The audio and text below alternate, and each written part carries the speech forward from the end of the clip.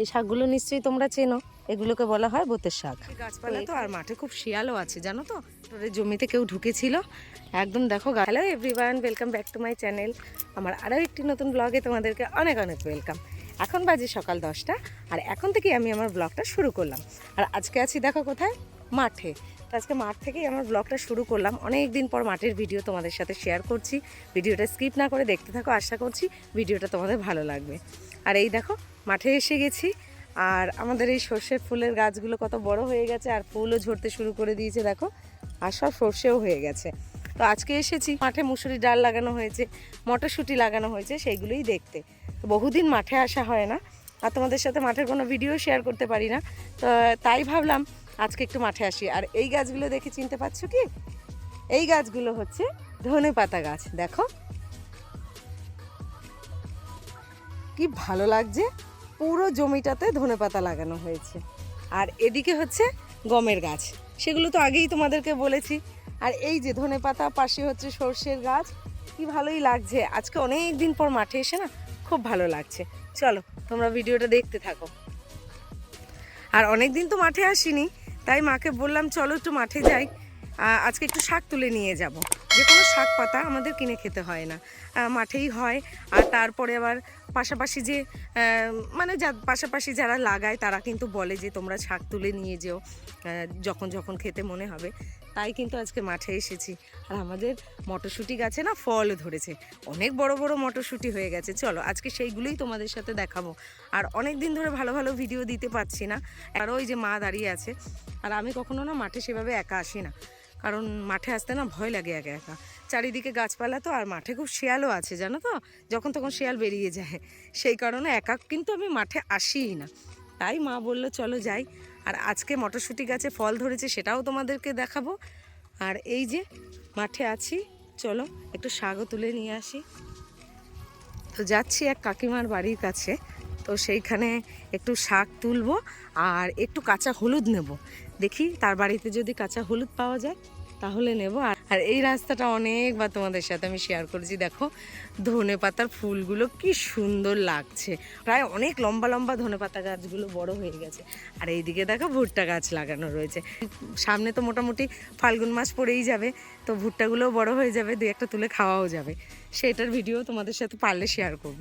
তো চলো আজকে অনেক দিন পরে এসেছি মাঠে। আর এই দেখো এখান থেকে অনেকবার না পালং শাকের শীষ তুলে নিয়ে গেছিলাম, কিন্তু সেসব ভিডিও আমি আর করে উঠতে পারিনি। আর তোমাদের সাথে ভিডিওটা শেয়ার করছি অনেক দেরি করে, কারণ ভিডিও না অনেক কিছু ভিডিও শ্যুট করে রেখেছি, কিন্তু না এডিটিং করার টাইম পাচ্ছিলাম না। আর গৃহপ্রবেশ হলো কিছুদিন আগে আমাদের বাড়ির, সেটাও তোমাদের সাথে শেয়ার করেছি, দেখেছো তোমরা। সেই কারণে বাড়িতে খুব ব্যস্ত ছিলাম। আর গ্রামের রাস্তাঘাট না এত অপরূপ সুন্দর লাগে না, কি বলবো। দেখো এদিকে চারিদিকে কলা গাছ, আর এদিকে বাঁশের বাগান। বাঁশবাগান দেখলে কিন্তু ভয়ই লাগে।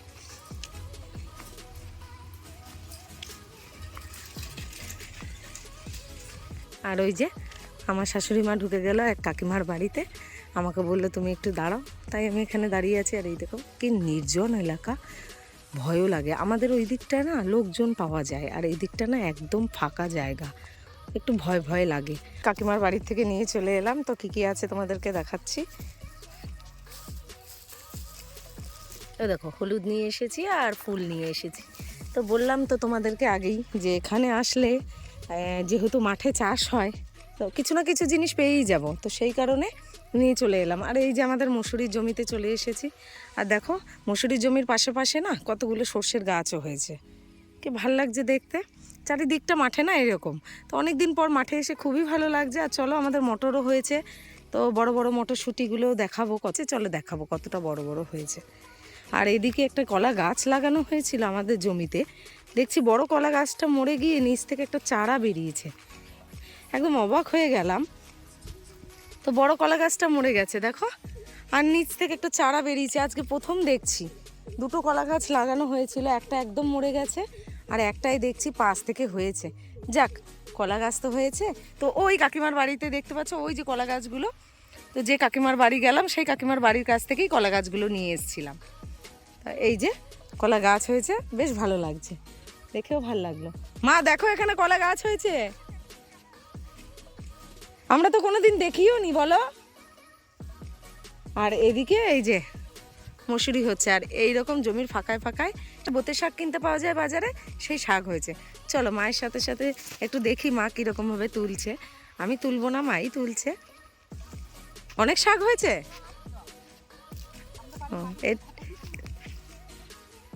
এটা গমের জমিতে হয়েছে, অনেক শাক হয়েছে। চলো শাক পাতা তুলি, তারপরে আমাদের মটরের জমিতে নিয়ে যাব, কতটা বড় বড় মটর হয়েছে দেখাবো। আর এই দেখো প্রচুর বোতে শাক হয়েছে। এই শাকগুলো নিশ্চয়ই তোমরা চেনো, এগুলোকে বলা হয় বোতের শাক। তো এখানে এই জমির ফাঁকায় ফাঁকায় প্রচুর হয়েছে।